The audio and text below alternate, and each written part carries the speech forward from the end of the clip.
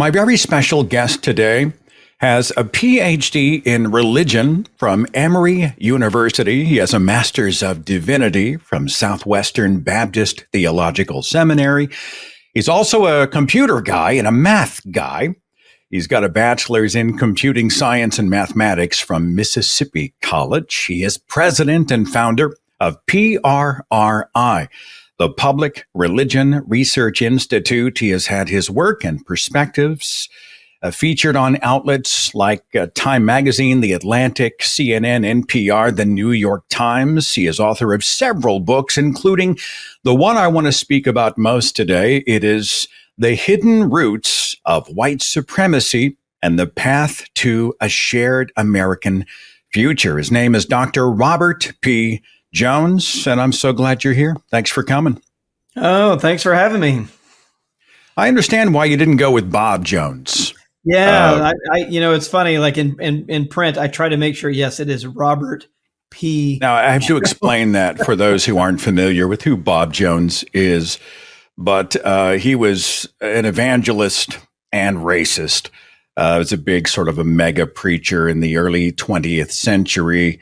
And he founded Bob Jones University. He received money from the Klan. I think he supported a racist governor. So Robert Jones seems like a pretty good move. But I'm glad you're here, man. I'm happy with that. Yeah, or Robbie, just not Bob. Yeah. Can I call? I'll just call you Rob. I heard Robbie, but I'm not sure. I mean, I'm just not sure. I want to. Like, do I know you well enough? I was going to say, it depends on whether you want people to think you know me. I go by Robbie for everybody who knows me. So, all right. Well, let me just lay the groundwork. This is not an ambush. I just want to know, are you a religious person? I saw theologian, but, are you a God believer? What's that look like, et cetera? Yeah, no, I'm happy to talk about that. So I grew up in the church. I was that kid who was at church like 5 days a week, even as a teenager, member of the youth group. I went to a Southern Baptist college, where I did study math and computer science, but nonetheless, it was a religious institution. I went to a Southern Baptist seminary and was actually going to be a minister, is why I headed there. And then did a PhD in religion, decided that I'd rather study religion than preach religion. But to this day, I'm still a religious person. I would say I'm Christian. That's about the only descriptor I think I'm not really connected to a denomination. My wife's Jewish. We actually attend an interfaith congregation here in Washington, D.C. It's interesting that you're not connected with a specific denomination. Do I sense you're disenfranchised with the church, like formal religion? They've driven you out? Or I grew up Southern Baptist, and in that very conservative evangelical world in Mississippi. So it was deep, in that world. And like I said, I even went to Southern Baptist Seminary. And I think that was the kind of the break, from the denominational world of my youth, was really getting a sense of how entangled our denomination had been in white supremacy. The very beginning of the Southern Baptist Convention, in fact, what the word Southern means in Southern Baptist Convention is essentially support for a slaveholding society, right? The whole reason they were formed was to make enslaving other people based on the color of their skin compatible with the gospel as they understood it. That's what the Southern means in Southern Baptist. So, that was sort of a shocker to really get the truth about that actually in seminary. But then the seminary, and the whole denomination just became so embroiled with the Christian right political movement and continued to move to the right, continued to kind of double down on white supremacy and racism. It just wasn't something I could continue, being a part of. And I guess there hasn't been any other, formal denominational entity that has really felt like the right place for me. So I'm happy to kind of stay outside of, the denominational world. But I am, a member of a congregation here in DC that is the Interfaith Families Project in Washington, DC. As you talk a lot about white supremacy, the focus of your book, there's, of course, we have to go back to probably the most prominent discussions we have about American white supremacy revolve around the Civil War, although we have to go back much further, but I'm reminded of that story by the Reverend, I want to say his name is Verot or Verot, at the Church of Augustine. This is like 1861. He's preaching out of Colossians. Servants, obey in all things your masters. And he was using the Bible to defend the owning of slaves by white people. Of course, we jump up to Exodus. We talk a lot about Exodus 21. Slaves are beaten by their masters according to God's command. We're seeing a lot throughout our history and even in contemporary headlines, people waving the Bible to excuse the oppression of non-whites. You want to speak to that?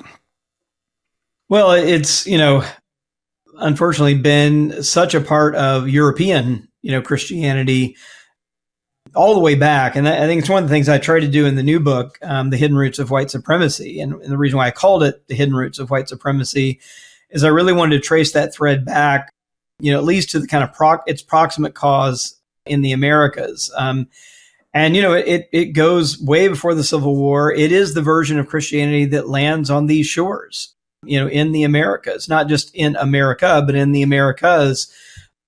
So in the book, I trace it back to 1493, and you could certainly go further back than that. But again, trying to get the kind of closest proximate cause to the version of Christianity that landed here with this colonizing white supremacist, mindset, really is connected to Columbus and the edicts that he was seeking from the Christian church.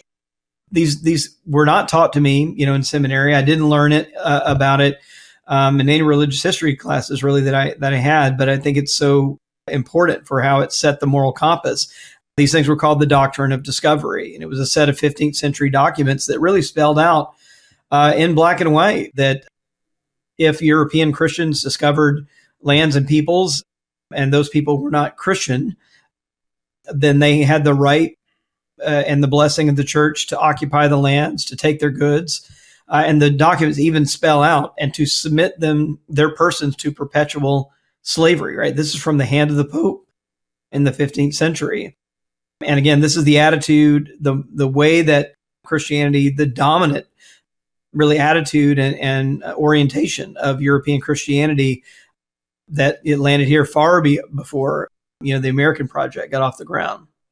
Well, if I can jump in quickly, it sounds like the tribes of Israel in the Old Testament, like they go find those who are the other, the non-tribes, and they claim that this is our land and we are the chosen and it's our party. And so you either submit or are slaughtered or, are oppressed in some way. And so my point is I see a lot of the weaponization of Scripture to excuse Christian supremacy, if not white supremacy. That's not unfair, is it?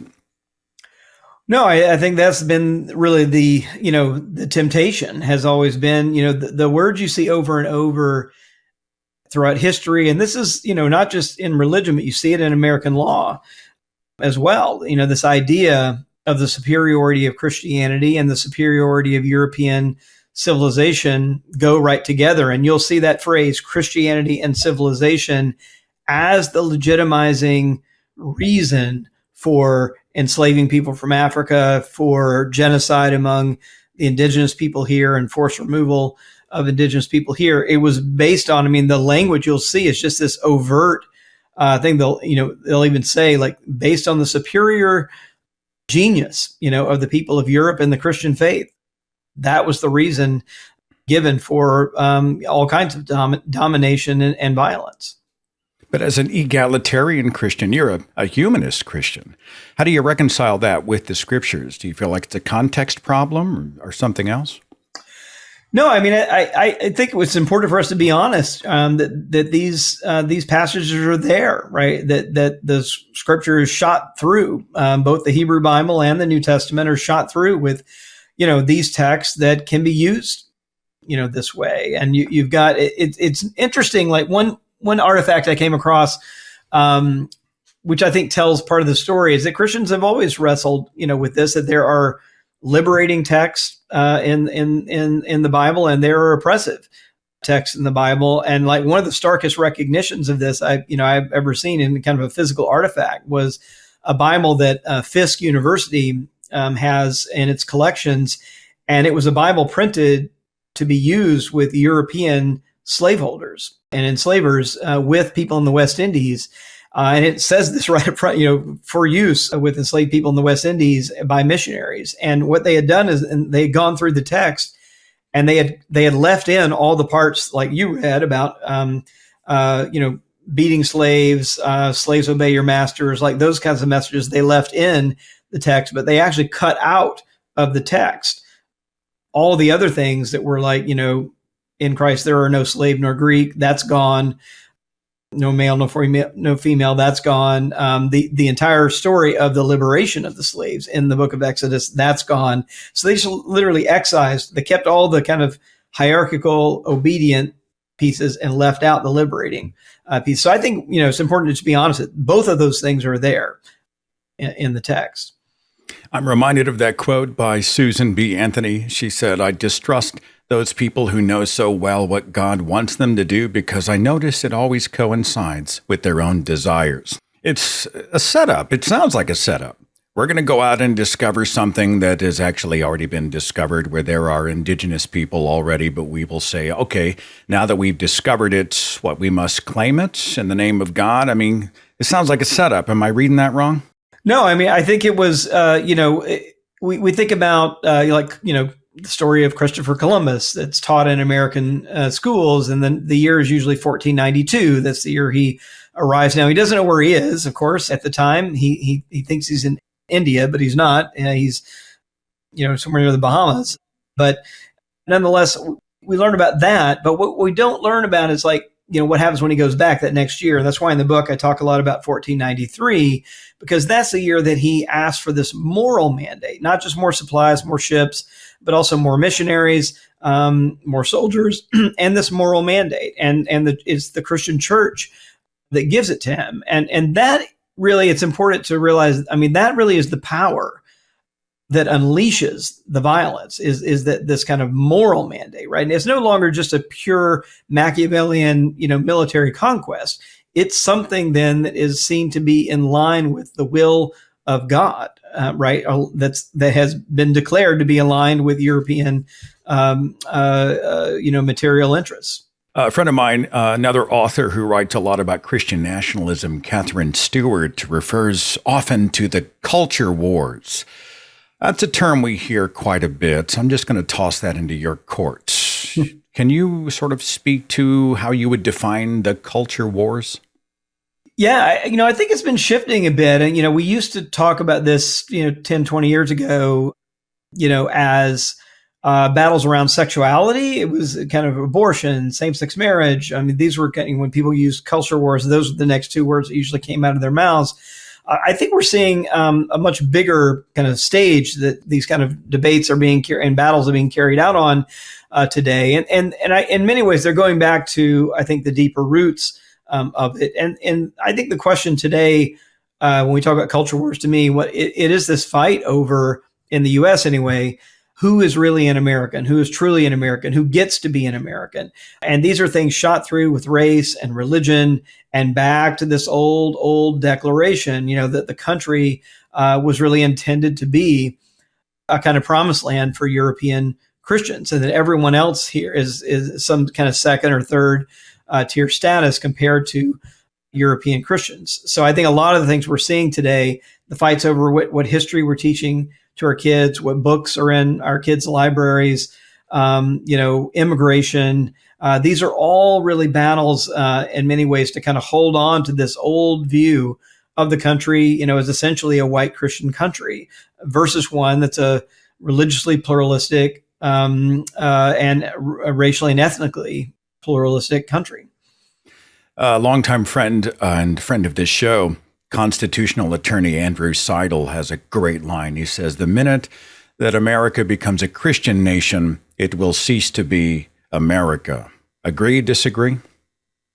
Well, it'll certainly cease to be democratic, anything that looks like a democratic country. I think it's worth saying that, this vision of America as a Christian nation, which we're hearing more and more of, and we will hear undoubtedly in 2024 as the presidential campaigns get revved up. We will hear about this over and over again, certainly from the Trump campaign. It's important to say that this vision of the country as a, European Christian country is fundamentally antithetical to democracy. These two things can't exist together. They are really, one is fundamentally opposed to the other. I think we've just got to be really clear about that when people start making claims about this country being a Christian country. And by the way, when they say that, they almost always inevitably mean white Christian country. That's an anti-democratic claim, and it's a claim that undermines American democracy. Our new Speaker of the House, Mike Johnson, he's a piece of work. As I recall, I think he's another fan of pseudo-historian David Barton, a guy with no formal training in history, but who has been writing about everything from the Founding Fathers to the Constitution. Have you done any research, any digging into Barton, et cetera? The history revisionists, at least? Yeah, even to put the word historian in the same sentence with him, even with the word pseudo in front of it, feels generous. I've got to say, it is, this is someone who's had even a Christian publisher have to pull some of his books because he fabricated quotes from the Founding Fathers to kind of build his case. Just someone with no credentials, for no real historian takes seriously. And yet here we are. We've got the person who is second in line to the presidency now, Mike Johnson, the new Speaker of the House, who has talked about how influential David Barton has been on his life and in his thinking. Barton and his ilk deny the separation of church and state exists. That isn't anywhere, that we can find as a legitimate idea, and just do assert that the founders had in mind this idea that the country should be a Christian country and try to lay claim to that today. And that's, the new Speaker of the House is really, supporting those ideas. That should be deeply troubling to everyone in the country. Again, anyone who cares about the country as being a democracy. Talking here with author Dr. Robert P. Jones. By the way, do you use the P when you're introduced, like Robert P. Jones, Robert Jones? What do you like? I usually use the P. My name's so common. I usually do use the P in introduction. I like that. Yeah. Robert P. Jones, the book, The Hidden Roots of White Supremacy and the Path to a Shared American Future. In the book, you reference a 2016 opinion survey. And I think this is fascinating. The question was, do you think the American culture and way of life has changed for the better or for worse since the 1950s? I guess this sort of relates to the good old days, simpler times, back when people had a work ethic. They worked hard and children said yes, sir, and no, sir, and respected their elders, and there wasn't any of that filth on the radio and television. Sort of this wholesome Norman Rockwell painting of our past. In the survey, who answered with what? America, better or worse? What did your findings say? Yeah, we wrote that question precisely to try to get at, this sensibility. You often hear people talk about, we didn't lock our doors and, all those things that you just mentioned. This kind of nostalgia, rose-colored view of the past. And for many white Americans, that 1950s era is it. So we actually put that in the question to kind of see how that might divide the country. So it turns out the country is fairly evenly divided on that question, but it is divided along lines of race and religion and party. The two parties look like mirror images of each other on that question. Overwhelming majorities of Democrats say that things have changed for the better since the 1950s. Overwhelming majorities of Republicans say the opposite, that things have changed for the worse. When you look at religious groups, it's notable that it's white Christian groups that stand out as saying that things have changed for the worse since the 1950s, and no group more than white evangelical Protestants, who are, somewhere, depending on the survey, 7 in 10, 3/4 likely to say that things have changed for the worse since the 1950s. I think that tells you, quite a lot. Their numbers were up, mid 20th century. It was kind of the height of of churches being full after the war, churches being built everywhere, and of course it was pre the civil rights era, and this was still segregation, and I think that's notable. That's what many white Christians are looking back to and say, yeah. And I think a lot of this is because of the dwindling numbers of white Christians. I should make sure I say that this this kind of aging and graying phenomenon of white Christians in the country. 20 years ago, white Christians were a majority of the country.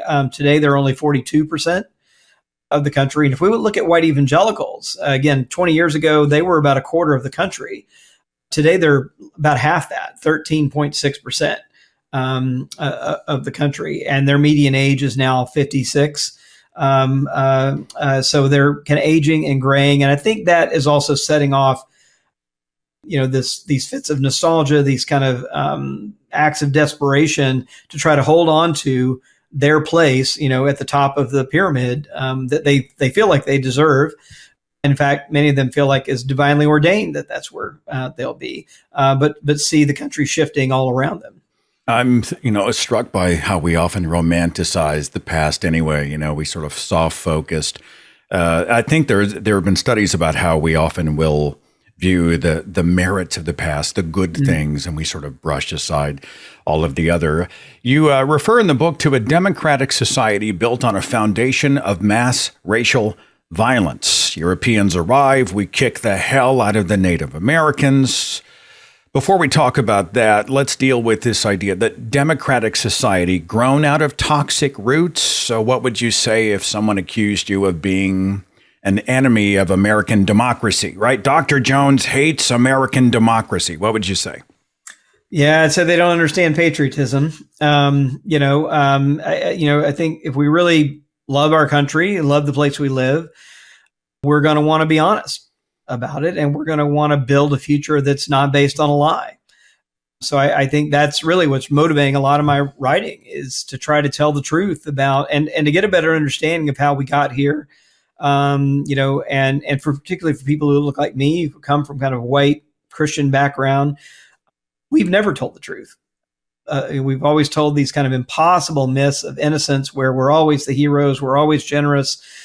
We've never told the truth about indigenous people, about enslavement, always tried to kind of candy coat and all of that. And I think it's really important if we're going to live into, again, a kind of multi-ethnic, multi-religious democracy. We can't do that with this foundation built on, a lie, particularly about ourselves. We're going to have to tell the truth and use that as the basis for coming into a more honest relationship with our fellow Americans. No, the book banners are not going to be happy with you. The people who are trying to get rid of the books that inconvenience them, right? Yeah. That aren't, because they say, well, if you acknowledge the atrocities of our past, the mistakes of this country and our history books, well, we need to either use whiteout, and I just gave away my age, or you ban the book. This is another example of Barton-esque revisionist history. You've been watching the book bans. What's your take?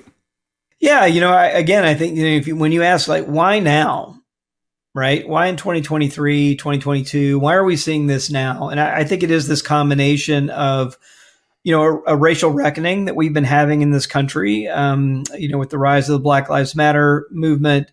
It has been asking difficult questions of the country, and we've been reckoning with this history. Statues are coming down that stood for a century after the Civil, that were put up actually in the early 20th century, but to valorize the Confederacy and white supremacy.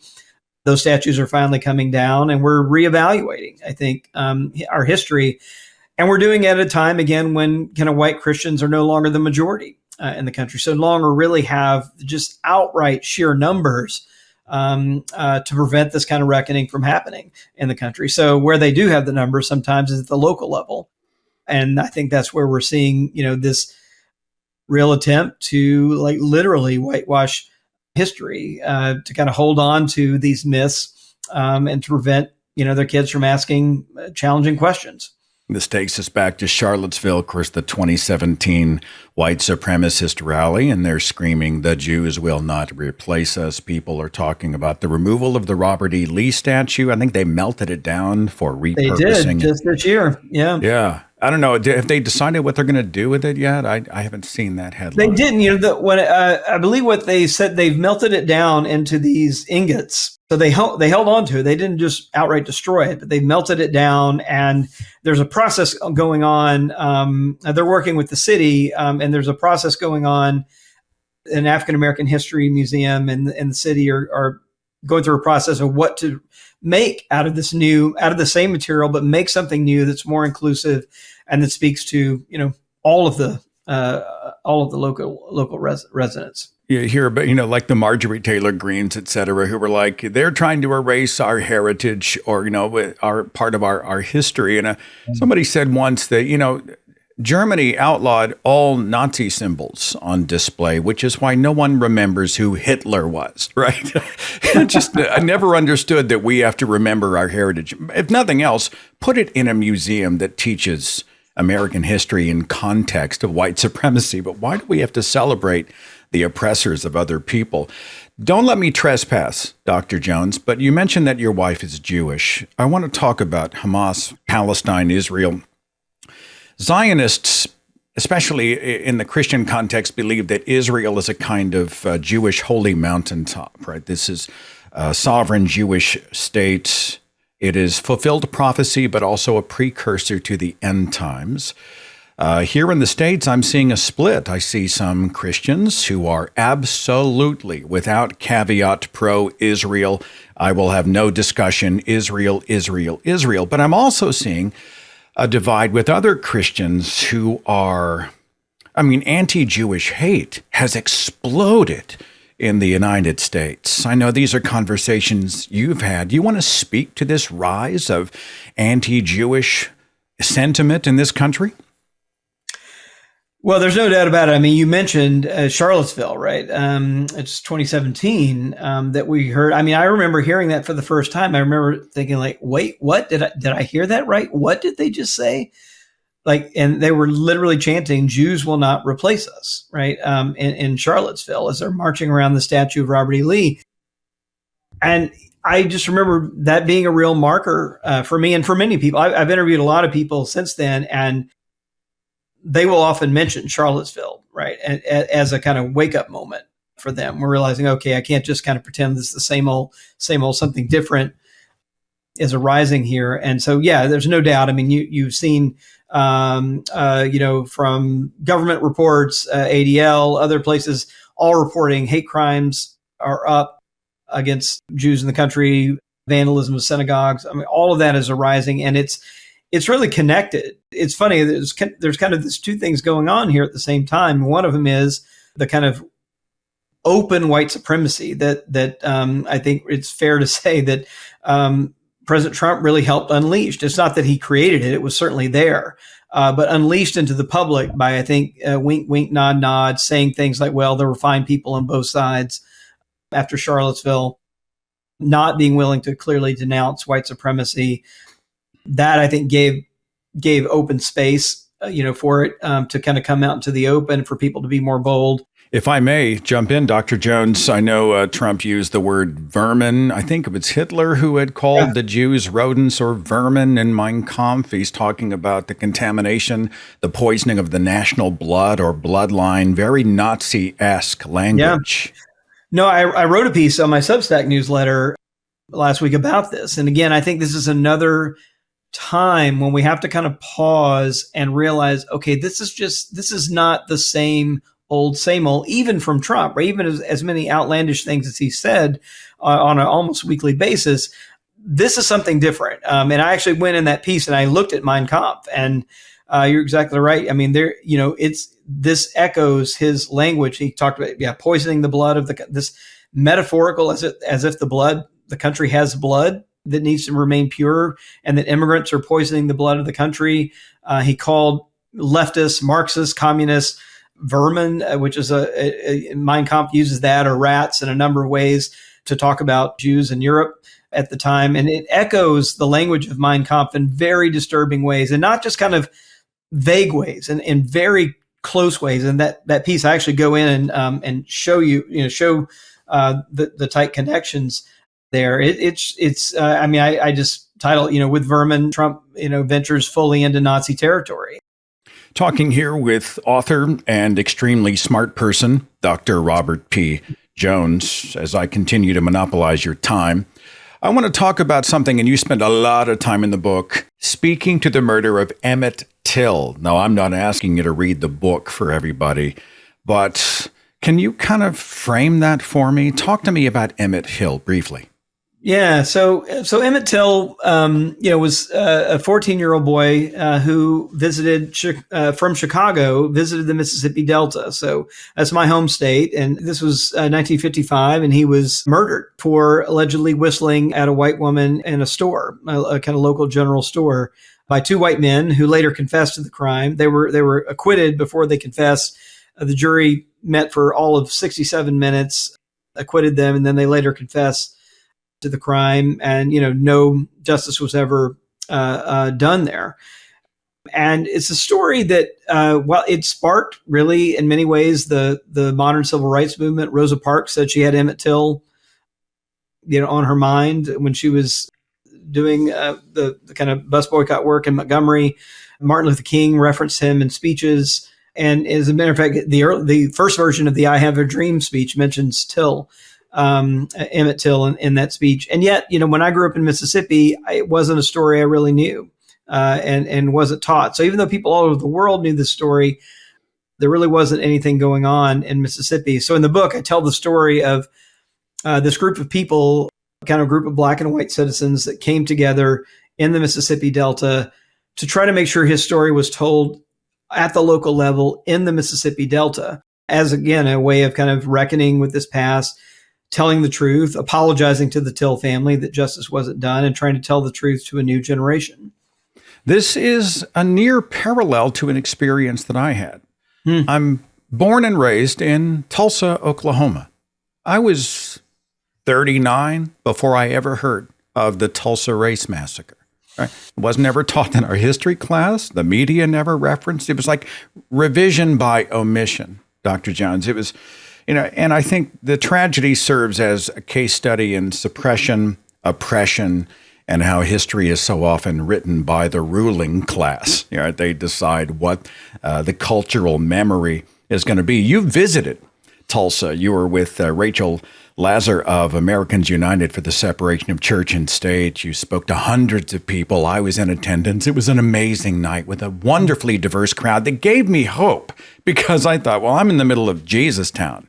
And yet we have a group of people who've come together across the color and culture spectrum to celebrate equality, diversity, democracy, protecting the state church line. But I know you've written, back to the Tulsa Race Massacre, you've written and spoken about this. Let's talk about Greenwood and the Tulsa Race Massacre. Right. Well, like you said, it's there. You could tell the story in virtually every state. These stories of white racial violence against either indigenous people or African Americans or both, that then just gets erased and written out of history.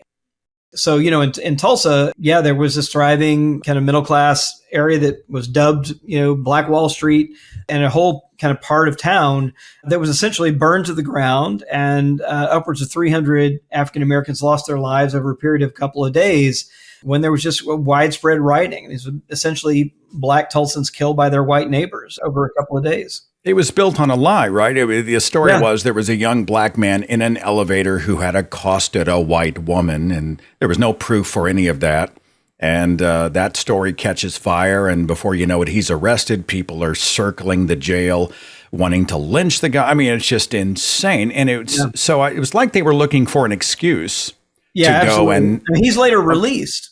So it was essentially incited by the newspapers and local leaders, and it was kind of it was a tinderbox. And it's worth noting it was kind of after soldiers were returning from World War I, many Black soldiers who had served in the war, and this was the truth in the 1920s across the country. That wasn't just Tulsa, Chicago, Washington, many other towns erupted in these really white racial violence attacking African Americans who really came back from serving their country, and that was part of the milieu, and also expecting jobs, and whites were expecting to kind of recreate Jim Crow, even after this experience of African Americans risking their lives and giving their lives for the country, and it created these conflicts.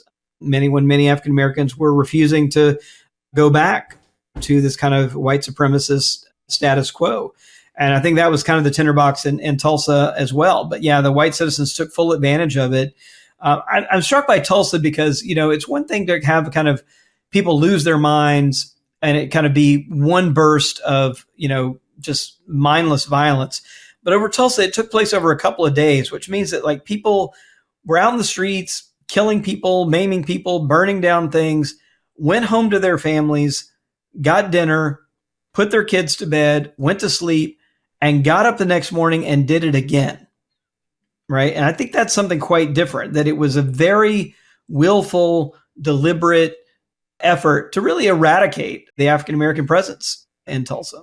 If anybody ever passes through, there's a really compelling museum. It's called Greenwood Rising, that tells the story of the Tulsa race massacre.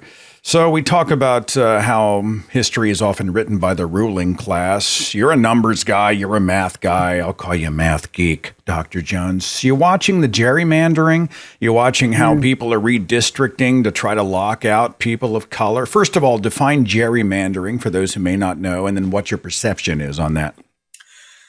Yeah. If you look at it on a map, you can see a gerrymandered district because it looks like, it was drawn by somebody with a blindfold. It doesn't look like, you think of a district in your mind as something coherent, cohesive, that you could maybe draw a circle around or at least a square around. And these are like these weird, elongated, kind of geographically nonsensical things. And they're basically designed to dilute the power of minority votes and to kind of load all the minority votes into one district so they only get one representative instead of maybe controlling two. That's basically what gerrymandering, is an attempt to kind of dilute the vote, particularly of voters of color in the country. And I think we're going to see more and more of this. And again, I think the reason is because of the shifting demographics in the country. Again, white Christians who used to just have super majorities everywhere, pretty much in the country, now are 42% of the country. And can't rely on sheer numbers to kind of control the political outcomes anymore. And so we're going to see more things like voter suppression, just outright trying to prohibit voters of color from voting. If you really pay attention to the way the kind of big lie was constructed, or that Trump was this kind of false assertions that the 2020 election was stolen from him was all built around minority districts. He almost all the districts he was challenging were black and brown voters, and just asserting that they were illegitimate voters in those places. So it's all kind of around really white supremacy is the most straightforward way and preserving white supremacy. White supremacist results when there aren't enough white voters to actually do it by democratic means. Before we put a punctuation mark on this and sort of hit the book, here's a hot button. I'll just toss it out. Some might accuse us of participating in what they would call white guilt. This is a common MAGA complaint. I hear it. I didn't oppress the Native Americans. I never owned slaves. I rebuke bigotry. I don't think, I didn't do the things that my ancestors did. And to a degree, I get that. I understand. Yeah. I'm not going to apologize for the accident of my birth any more than I would condemn anybody else for who they are. I see us all as the human condition. But as part of the white privilege demographic, do you and I bear some kind of responsibility for the sins of the fathers? What do you think? Well, the Bible would say so. It's the first thing I would say. Most often, those objections come from white Christian people. But I think this idea, is a systemic oppression. How it goes down from generation to generation, even 7 generations down, right, is clearly in the text. But it's also common sense. And I can just I'll give you straight examples from my family. My family's not wealthy. Both of my parents were the first ones to go to college. My dad, after 15 years of night school, in their, my entire extended family. So, we don't come from a lot of money, but yet if I kind of go back, so how did my dad go to school? He went on the GI Bill, which was not available to many veterans of color, explicitly excluded from them. They got FHA loans to buy a house early on, And again, through practices of redlining, where the federal government explicitly, supported not giving loans to non-white people in what were deemed to be white neighborhoods. Like, this is something my family, benefited from. If we go all the way back to the first property my family owned in Georgia back in the early 1800s, we got free land, 200 acres of free land. My most direct ancestor back in 1815 gets free land from the state of Georgia, who's handing out 200-acre plots to people of European descent who are willing to come and homestead.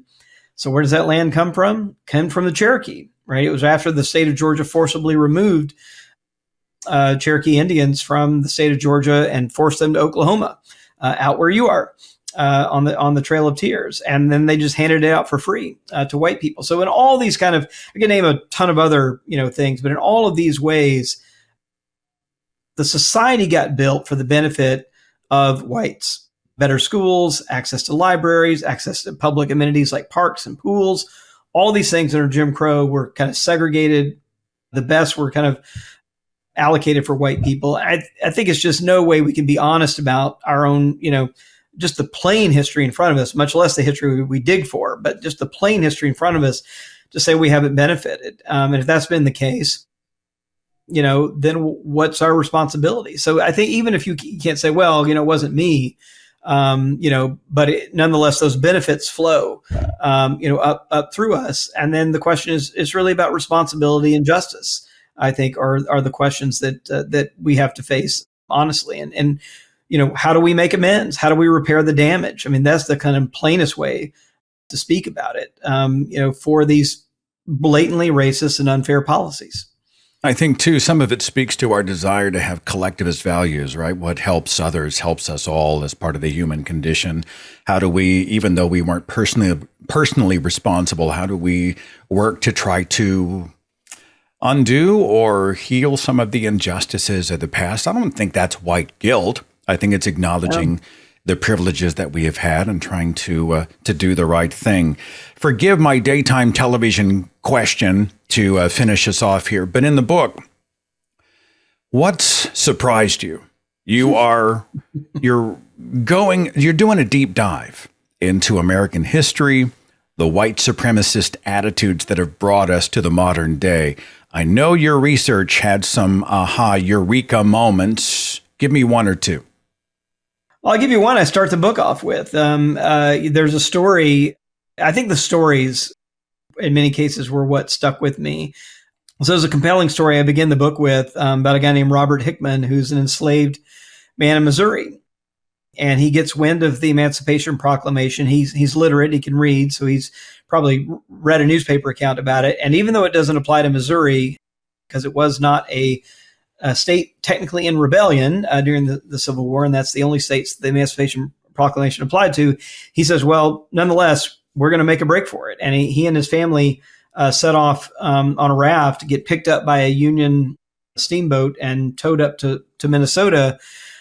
And so he finds freedom, but what he finds there too is another story. His story kind of intersects with this other story of the Dakota people, indigenous people in Minnesota, who are being forcibly removed from their land. So like at the same time, he and his group of friends and family are finding liberty in Missouri, they are literally stepping off the boat, and the next load that the boat is taking on are these the remnants really of about 1,600 or start off at 1,600, but half of them die. Dakota people who are being herded on like cattle and forcibly shipped out of the state as a kind of part of Indian removal policies in Minnesota. And so, like, when you see these two things coming together, I think in kind of highlighting the contradictions, that we have in the country, I think those things have kind of stayed with me. Well, I don't care what Rachel Lazar says about you, Dr. Robert P. Jones. You really are a good man. You really are good people. No, I'm just, I'm a big fan. I loved the book. It was a little overwhelming. I found myself there's so much here that I did not realize. I mean, I thought I'd I thought I knew something after the last 15 years. I sort of emerged from a cocoon and I started to sponge things up, but you've covered some things that I had no idea. And I appreciate that. I appreciate the fact that you are working to try to, level the playing field. And part of that, I think, stems into understanding our past. Dr. Robert P. Jones, I will link to you and the book in the description box of the show. You've been very generous with your time. Thanks so much. Oh, thanks so much. And it was great to see you in Tulsa.